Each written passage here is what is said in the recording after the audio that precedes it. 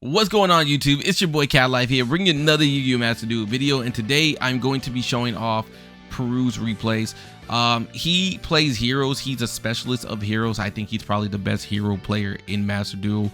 But anyways, I hope that you guys do enjoy. If you like the content, please hit the like button, hit the subscribe button. If you want to see more of Peru or me versus Peru, then please let me know in the comment section below. But either way, enjoy the videos. Peace. Okay, so we are going to be going second, and Peru is going to have Ash Blossom and a Faris in his hand, along with a Fusion Destiny and Red Reboot.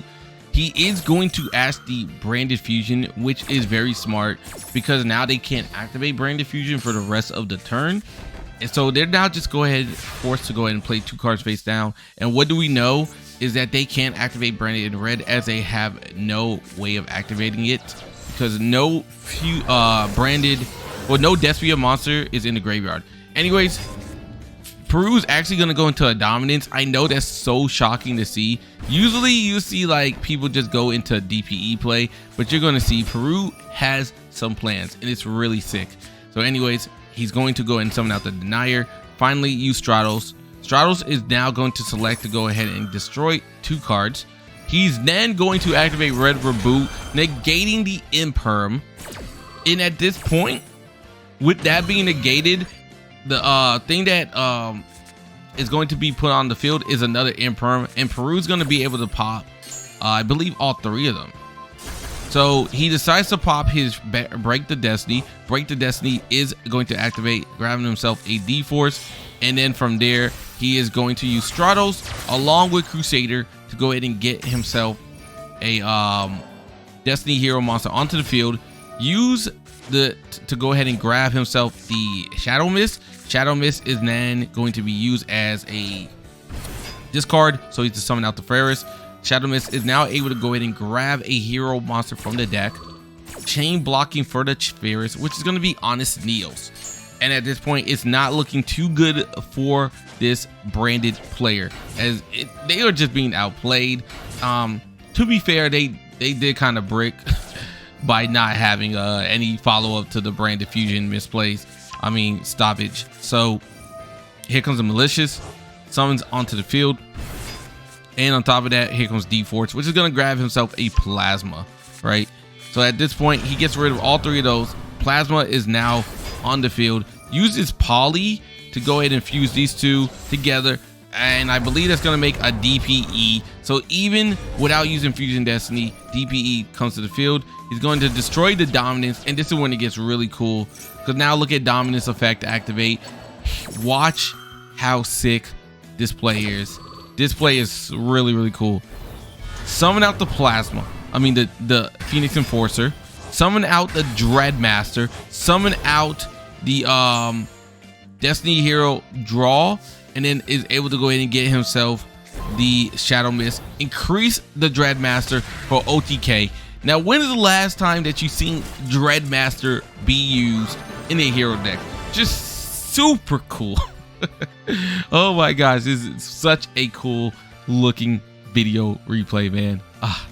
Just awesome, dude. Just awesome. All right, so Peru is going to go ahead and start out with Vyon. Vyon is actually going to be chained by the D-Shifter. Now, if you don't know, anything that is sent to the graveyard is now just banished for not only this turn, but the next turn to the end of the turn, right? So D-Shifter is really good going first or second, especially when you know what deck they're playing. So they are going to activate a Pot of Extravagance. Peru's actually going to go and chain his mass change to his Vyon, because if everything's going to be banished anyways, the least that Peru can do is stop the opponent from being able to keep every card. So we do find out that the card that gets banished off of Dark Lord's ability is going to be the Fluanderee's map. Map is going to get recovered by the Toucan, and then finally he can reveal the power of Eaglin, toss out the Robina. Eaglin will activate and chain blocking with the Robina. That way Robina can go ahead and grab whatever he needs. So now with this, he's gonna go ahead and probably grab M-Pen. Yep, so here comes M-Pen, and then they're gonna go ahead and tribute out the Eaglin and the Toucan to get the M-Pen. Eaglin is going to chain to that, which is going to allow him to bring Eaglin back into the hand. And then finally, the Flew on the Reeds player is going to go and grab Dreaming Town, play the Robina. Robina is now going to chain block for the Toucan, which is going to allow him to go ahead and grab the power of probably Barrier Statue at this point, right? So with Barrier Statue, there we go.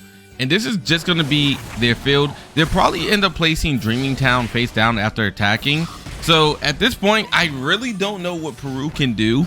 The only thing I will say is they probably made a misplay, because if you go ahead and take a look at what's going on with Flew on the Reeds, the biggest issue for them is they don't have a way of chain blocking for their Eaglin.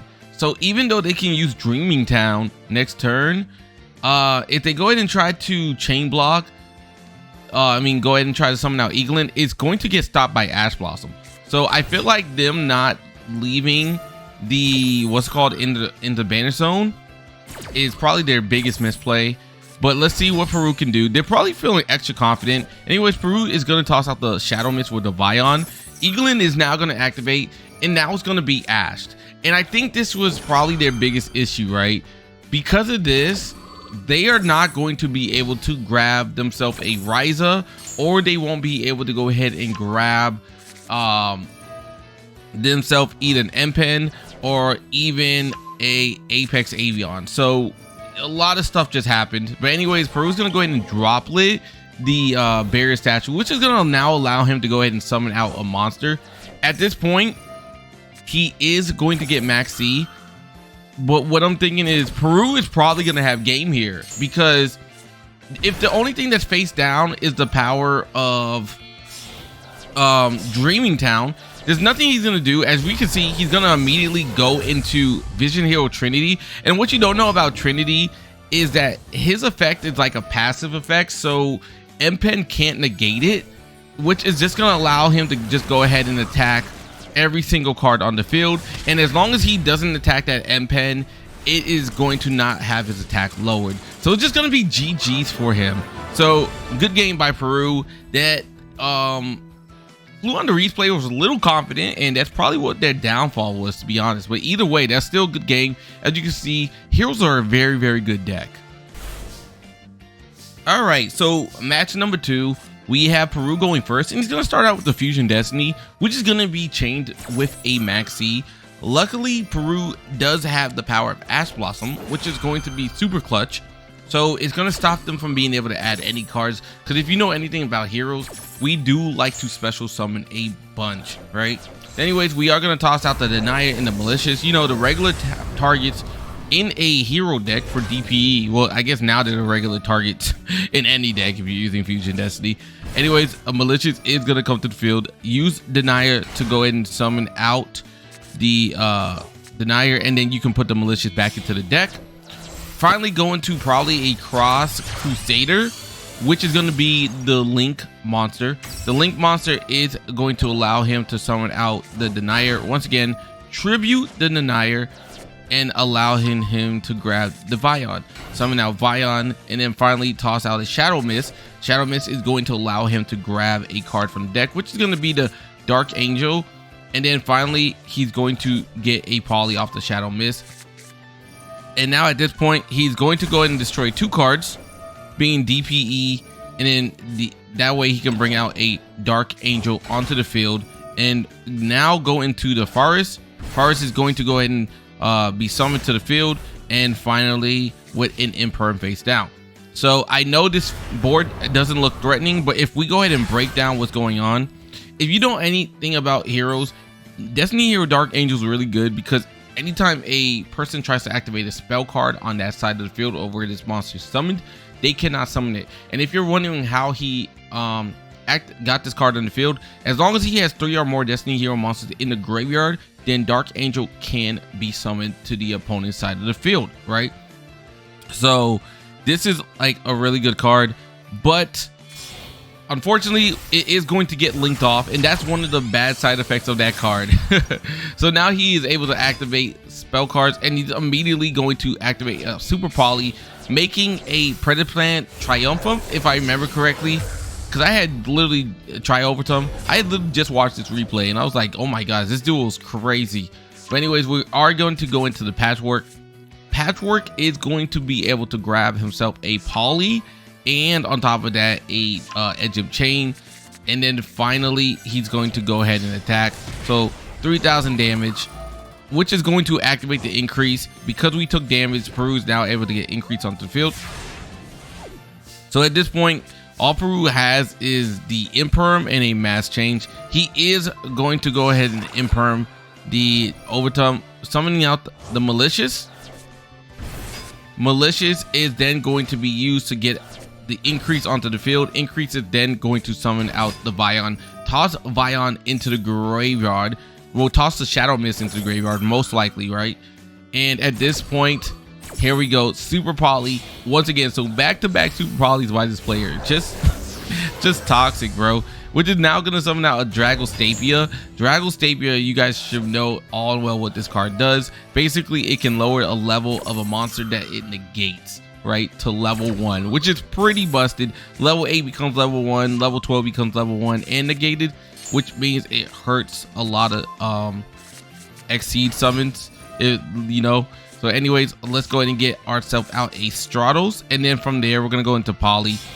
Peru made sure to avoid the middle slot because that's where the Imperm was. So really smart to remember where the Imperm was, because I had cases of where I would Imperm and I would forget I Impermed there, right?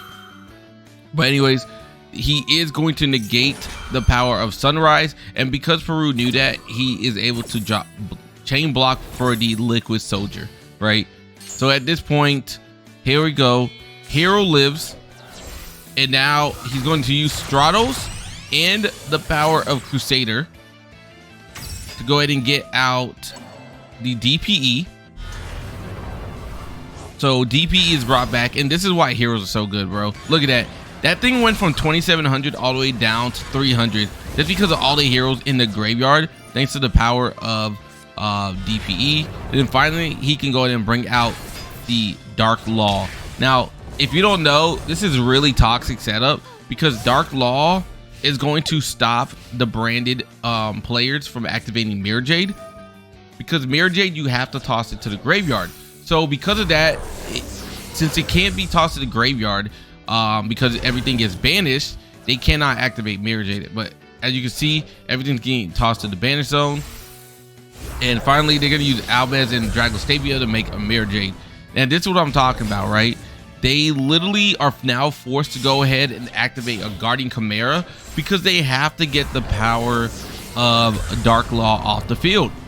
Now, Dark Law is going to probably be destroyed here. I was a little confused on why the Adlib decided, like, why he decided to activate Adlib and grab Predaplant, try Overtime instead of Mirror Jade. That was interesting.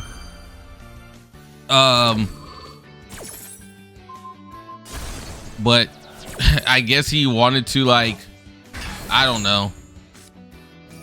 I honestly don't even know why he decided to do that. He actually, and then it was kind of weird because he destroyed Dark Law instead of DPE, which then is allowing him to, like, get rid of the branded in red.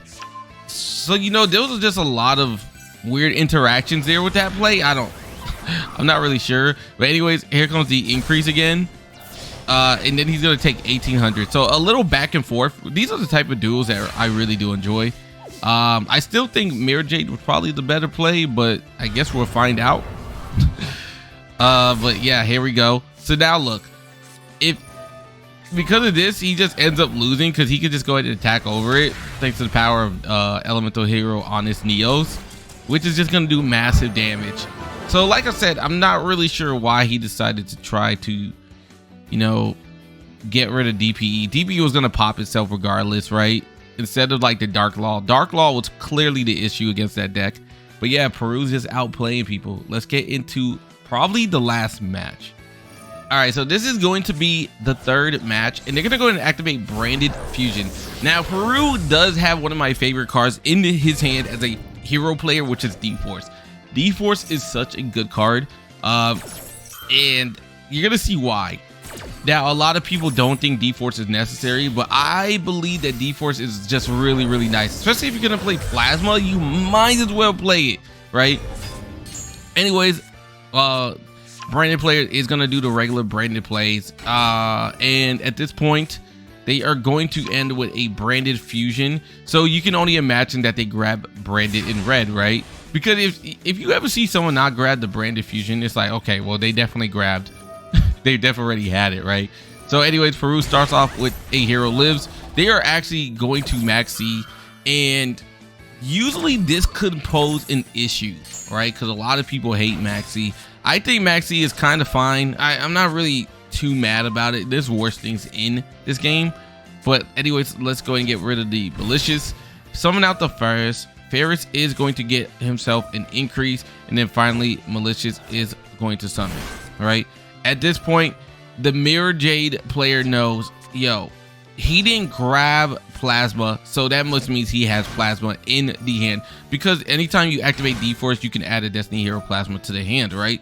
So the fact that he didn't grab it, the hero player knew, which is going to now allow him to activate the branded in red.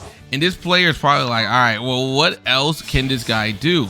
But as you can see, Peru never used his normal summon, so he's in a good spot. He also hasn't used Fusion Destiny yet, right? So Peru has summoned all this through the Maxx C, giving him a whole bunch of cards. And so now at this point, Guardian Chimera, Mirror Jade onto the field.